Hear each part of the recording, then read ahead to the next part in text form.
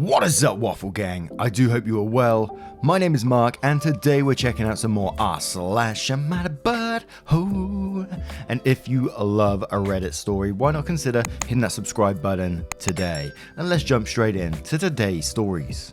Much love, guys.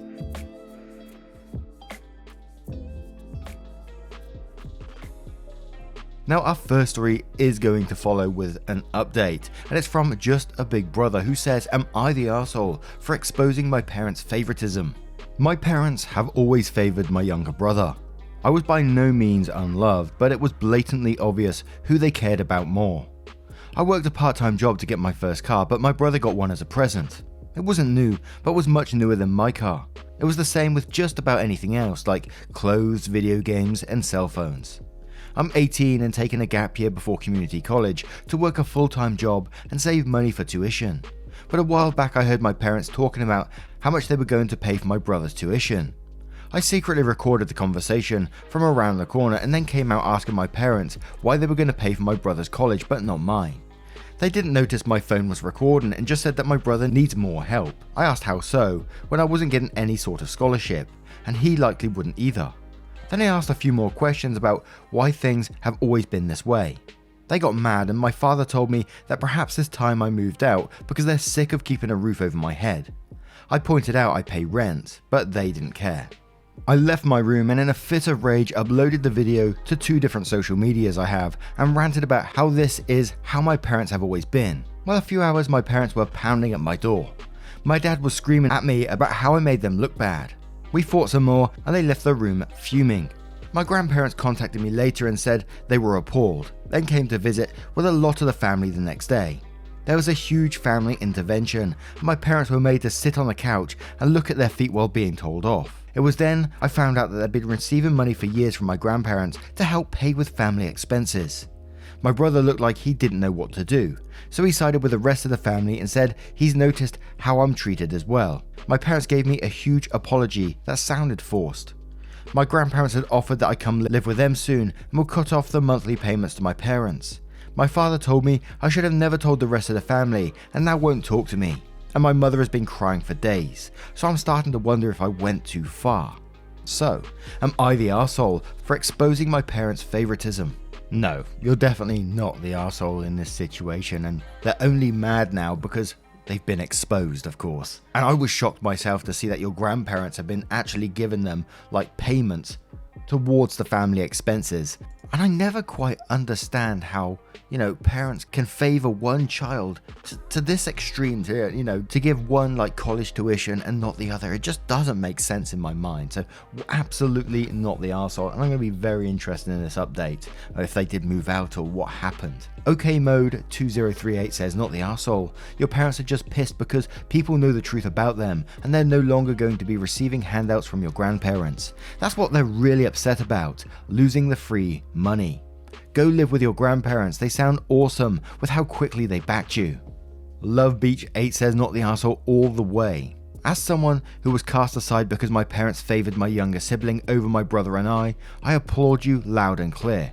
Go live with your grandparents if that's what you want, or go stay with friends. I have a feeling you're going to be just fine and excel at whatever career you choose.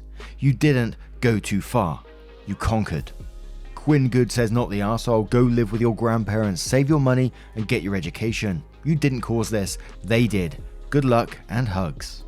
Anonymous for this says, and quotes, "Now I feel like if I move in with my grandparents, I may just be running away." And then says, "Running away from what exactly? Your parents are extracting rent from you instead of helping you with college fees. Your grandparents are family too and clearly care for you, which is more than you can say for your parents." Sweet 101 Trash who says, "Not the arsehole. They were given monthly payments for family expenses, not their favorite child's expenses. Plus, if they didn't do anything wrong, they wouldn't be upset about you telling the rest of the family, nor would there be an intervention. Favoritism is horrible and causes a lot of damage. I mean, you're getting kicked for asking why your little brother was getting help and you weren't. Hope you take your grandparents' offer to move out and save money to pay tuition fees. Oh, and don't feel guilty about anything. Your parents made this bed and they have to lay in it, not you." Nikito says, "Not the arsehole. Don't feel bad for those crocodile tears. They are not sad that they treated you poorly and favored one kid over the other. They are sad that they are being cut off from further financial help and that their shitty actions were exposed. They made their bed and now they can lay in it. Go live with your grandparents, save your money and get your education. I'm glad you have family members that will care for you the way your parents should have been caring for you but chose not to. So update. I decided to go ahead and call my grandparents to accept their offer to move in. During the phone call, I asked them why there were monthly payments being sent to my parents. Turns out my parents were living beyond their means for a while because my mother quit her job to be a full-time stay-at-home mum. My grandparents decided to help out by sending them money monthly to help with my parents' mortgage, and also to set aside some of the money for college savings for both my brother and I that was to be split evenly. Turns out my parents only planned to put savings towards my brother's college, and that's also how they bought his car as well. So from now on, my parents are now on their own financially. Likely my mother will have to go back to work to help my dad keep the mortgage. I confronted my parents and asked why they've always treated my brother as the favourite, then asked if there was something I needed to know. Turns out there was nothing. Literally nothing. I'm not an affair baby, not even an unplanned pregnancy. They just like my brother more. I was mad as hell and we argued a lot before I left the room because I had enough. My grandparents showed up on Saturday with a moving truck. My parents were floored when we started bringing in boxes to pack. My father got in our way and I reminded him how he said that I should move out, so I am. My mother cried some more and said that my father was just angry in the moment when he said that, and that they had been counting on my rent money to help with my brother's college fund. I asked if that meant he would never have to pay rent like I did when he turns 18. My father then said that since I was taking a gap year to work, then my rent money could have helped my brother, which means they never intended for him to get a job while going to college. My grandpa was enraged and confronted my father, saying he raised him better than this. He chewed him out, saying he's never been more disappointed in him and they will no longer receive any more financial support, then said he'd disown them both if they ever tried to retaliate against me for exposing them. My father backed down and neither he or my mother said another word to me. I had a bit of an awkward conversation with my brother as we said our goodbyes to each other, and that was it. I just got in my car, waved and drove off. I'm now fully moved into my new room at my grandparents' house. It's a little smaller but nice, and my grandparents are very welcoming. I'm going to keep working hard to move forward from here, and I appreciate everyone's support. And I don't want to finish with like a cheesy line on this one, but I feel incredibly proud for this person to be standing up for themselves the way they are, and for their grandparents as well, for being absolutely awesome people and welcoming them into their home. And like one of the comments said previously, backing OP up so quickly on this. And I was left with questions in my head as I was reading it, like, was the parents, are they really sad that OP is moving out now? I mean, they did tell him to move out previously, and then wife said, you know, father just said that out of anger. Or are they just really upset because they're not getting that rent money? Another source of income that they will be losing. They're losing the grandparents' money, they're also losing the rent money now. It's going to put them in a more difficult position. What do you guys reckon on that one? Let me know your thoughts in the comments below, and we'll move on to another cheeky story. And our next story comes from GLB Tex, who says, am I the arsehole for expecting my best friend to save money over 2 to 3 years to come to my destination wedding? I met my fiance on vacation and now live abroad. Despite this, my friend and I have kept up regularly and are still best friends.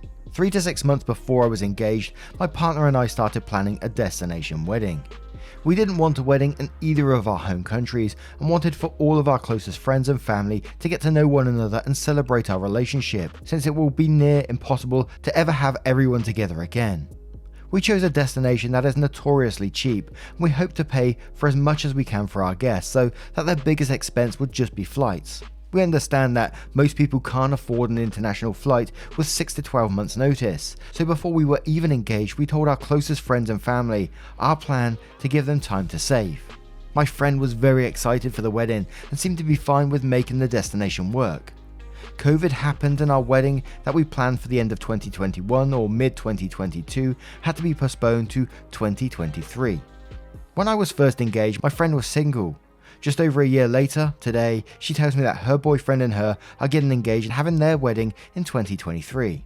I mentioned how crazy 2023 will be with so many weddings, not complaining about her date at all because I knew I would make it work for her.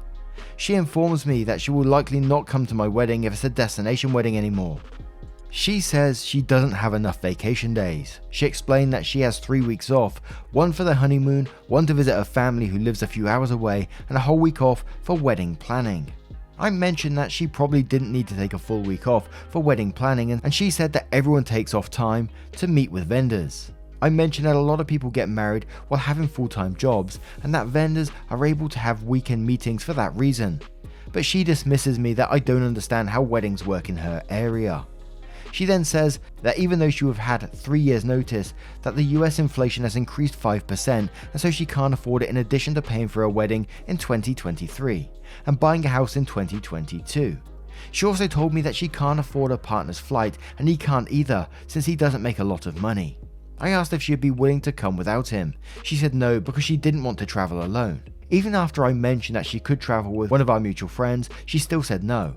She said that because we didn't have a set date, I couldn't have expected her to put money aside for a wedding, and that life goes on and she has other expenses. I felt like she was putting me in a position to choose between the wedding I've been dreaming of for the past 2 years and having my best friend there. Now, it's sad that your best friend won't be coming to your wedding. I don't think you can be too cross about it if you have this type of wedding.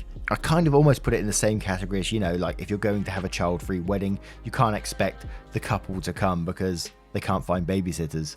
It was your choice to have that wedding, so you got to expect a few people to not be able to come. I know you gave them like 3 years or so to save up for it, but life happens. You can't expect them to just put their whole lives on hold, not have their wedding, not buy a house. Sure, they could be, putting a little money aside each month, but at the same time, that little bit of money could be going towards their house.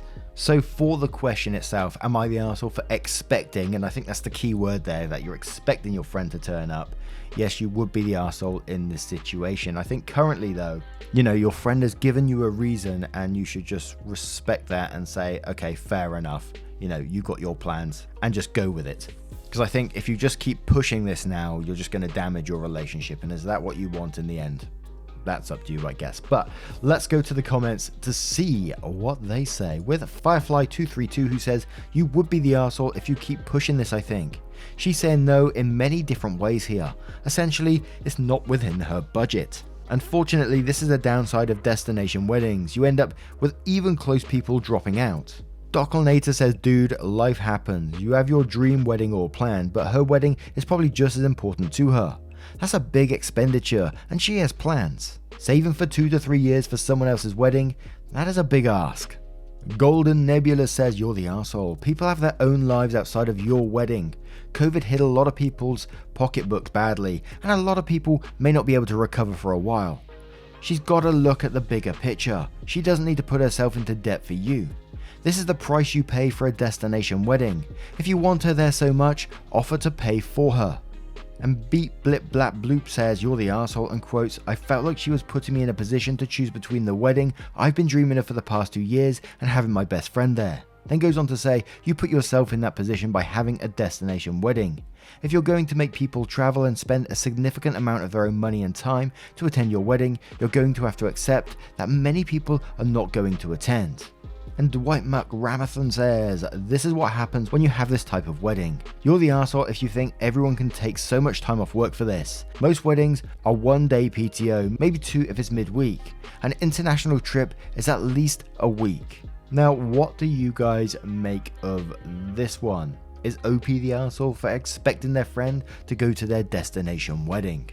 Let me know your thoughts in the comments below, and we'll move on to another story. And our next story comes from SugarRush599, who says, am I the arsehole for no longer handing my son his allowance after I found out my husband's been taking it? My son, 10, recently started receiving allowance from me since his dad is unemployed, and also because my son likes to have his own money to spend on stuff he wants. The problem is that I discovered by accident that my husband has been taking the money from our son to buy his own stuff like cigarettes or a drink. He'd approach our son whenever he has money and tell him he'll buy him what he wants, but ends up spending the money on something else. Something for him, not our son. Our son obviously cannot drive by himself and buy his own stuff, so my husband offers to buy stuff for him, using of course his allowance. I'm a nurse working long shifts most of the time, so I'm not always home. Every time our son wants something, my husband would be like, "Hey bud, you want a few bags of Doritos for you and the other kids? I'll stop by the supermarket and get them for you then." That would be an amount of dollars. Then our son gives him the money but never receives his Doritos. Rinse and repeat. This went on for 2 months till my son told me. Turns out my husband asked not to tell mummy because she'd get mad at him and he'll be in trouble, and promised to get him his stuff, but he never does. I had a big fight with my husband about it. He said it wasn't a big deal since he always ends up getting our son the stuff he wants 99% of the time. He told me to consider this as gas money since he drives XXX kilometers to the supermarket to buy what our son wants. I shamed him for taking advantage of our son and taking the money that was meant for him, and said he was acting like a thief, but worse when stealing from his own son. I then said I won't be handing our son any allowance anymore, and my husband said I was overreacting and punishing our son for no reason. I said I'll handle our son's needs from now on, but he argued that I can't when I'm busy working all the time. I said it was none of his business and walked out the room. He kept nagging me saying my son will resent me if I stop handing him money, but I refused to engage any further in the argument and the guilt tripping. He keeps calling me heartless and financially controlling to take away the allowance. Am I the arsehole? Coming into this story, I thought from the title, it was going to be like one of these situations where the parents have recently split, so, son was going to visit their dad and he had some money with him and the dad was spending it. But she's still with the husband, and I'm just questioning why. This guy is stealing from your son. Stealing. And then tries to manipulate you at the very end, saying your son will resent you if you stop handing him money. And it just feels like this is so much deeper when I was reading through this, The desperation to try and get his son to have money so he could basically steal it off him is extreme. But maybe I'm going too far there. But your little birdie says, not the arsehole, and I think your problem is way deeper than the allowance issue. What your husband is doing is a real breach of trust. Carly Geek says, not the arsehole. This is very concerning behavior. He's stealing from your son. Have your son lie to you, and now he's harassing and trying to manipulate you. I understand that this post is just a snapshot of your relationship, but is this honestly the marriage you want? Is this the role model you want for your son? Primary Criticism says, not the arsehole. This is the tree that hides the forest of problems in your marriage. If you can't trust your husband not to take advantage of your son when you're at work. I hope you don't have an account in your kid's name your husband can access. Leslie Love says, not the arsehole. What I would do is 1. Start a savings account with just you and your son's name on it. Put his allowance in there and show him so he can see the accumulation of funds. Plus, it may earn interest. Anyhow, when he wants something, you take the cash out. 2. File for divorce. Your husband is beyond repair. Am I the arsehole? Superfan says, not the arsehole. Who did you marry? He's grifting his own 10-year-old son for cigarettes. I have no words except divorce. Now, what do you guys make of this one? Let us know your thoughts in the comments below, and we'll move on to the next story. And our next story comes from Dog Walker Am I the Arsehole, titled Am I the Arsehole for walking one neighbour's dog but not the other neighbour's dogs? Or more specifically, how I reacted after being pestered for literal months. So a little context, I, 36 male, moved into my current home a little over 5 years ago, and my elderly neighbour, she's like 86 now, so around 81 when I started, has issues walking her dog. 10-year-old, his name's Frank. I first noticed when I was out on a run and saw her having troubles picking up after her Frank, so I offered to help her out by walking him when I go out for exercise and run/jogs in the afternoons. She gladly accepted, and we've had a pretty good relationship since then. A new neighbour moved in about 8 months ago, and she has 3 dogs. She saw me go into the elderly neighbour's house to grab Frank. I have a key since neighbour got tired having to answer the door when I come around. She's usually either cooking something or watching TV when I come around, and she asked what that was all about, so I told her I walk Frank every day when I go out for a jog. She then asked me if I could do the same for her 3 dogs, and I said no. She asked why, and I told her her elder neighbour is like really old and can't properly walk Frank, so I offered to help. You, on the other hand, are relatively young, not sure on exact age, so you can walk your own dogs. She was upset by this and said she's a single mother and can't walk her dogs all the time when raising her kids. I told her that sucks, but not really my problem. She was not okay with this. Ever since then, new neighbour keeps asking me to walk her dogs, and I keep saying no. And then yesterday happened. She hosted a little Halloween party for her kids, and I went out to grab Frank for our walk, and she yells out, "Hey, we're kinda busy over here, do you mind walking my dogs today?" So I got angry. Literally every time she sees me she asks, and yelled back, "How many times do I have to say no? Like, damn woman, this is like the 300th time, and it's only been 8 months. Walk your own damn dogs, like damn." And just continued walking Frank. Came home to a pretty aggressive letter saying I didn't need to be an arsehole, and saying that I need more compassion for single mothers, blah blah blah. It was like a really long letter. Here's hoping she doesn't ask again. So wanted some judgment. Am I the arsehole for not walking that neighbour's dogs but still walk Frank? Or more specifically, am I the arsehole for losing my cool for being asked again last night? Absolutely not the arsehole, and well done for you for spotting someone who needed some assistance in your area and helping them out. I think that's absolutely fantastic.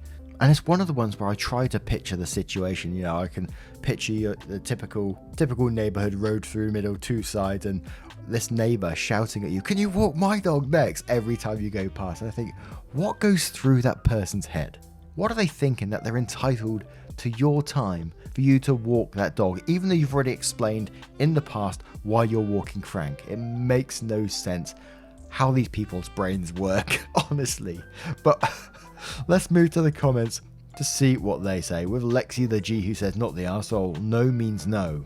She asked, you answered, she asked again, you answered. She tried to publicly shame you into doing something and you stuck to your guns." OP replies to that saying, "I really wish she just backed off for the first time she asked and I had said no. It got to the point where I was thinking of installing like a doggy door from elderly neighbour yard into my yard, so I can then start to walk by exiting my backyard gate that faces a sidewalk, so I can potentially just not see new neighbour like at all. Still kind of tempted to do that since I love Frank and it's kind of awkward entering neighbour's home and she's like passed out on the couch." Lovely Lady M says, "Not the arsehole. The single mum put herself in the situation of owning a dog, being single and having children. The old person cannot help being old. It's very straightforward." Freckled Daywalker says, "Not the arsehole. Being short on time and being physically challenged are 2 entirely different things. I can kind of see asking the first time, but when you said no, she should have left it alone." Haunting Row 3961 says, "Not the arsehole. Seriously, she sure did have a lot of time to write you a long letter." Cherry Popcorn Goddess says, "Not the arsehole. What the fuck? She's a choosing beggar. You were sweet to one person who needed it. That was lovely. I don't get these people who, upon seeing someone else do a kind act, automatically assume they are obligated to do the same for everyone else. Hey, record her throwing a fit and post it to choosing beggars. Lol." Forward Plenty says, "Not the arsehole. Pretty disturbing that someone is that entitled to think that just because you walk one dog, that you are just going to walk every Tom, Dick and Harry's dog in the neighborhood. It doesn't work that way. I'm thinking that in the future, she doesn't even deserve acknowledgement that she exists. Just walk on by." Now, what do you guys make of this story? How would you deal with that situation? And what are your thoughts on all of today's stories if you choose to share them? A huge thank you from the bottom of my heart for being involved in the channel every single day. It's absolutely incredible. Never forget what changes you make. It's amazing. Thank you so much, and I will see you in the next one. Take care, guys. Much love.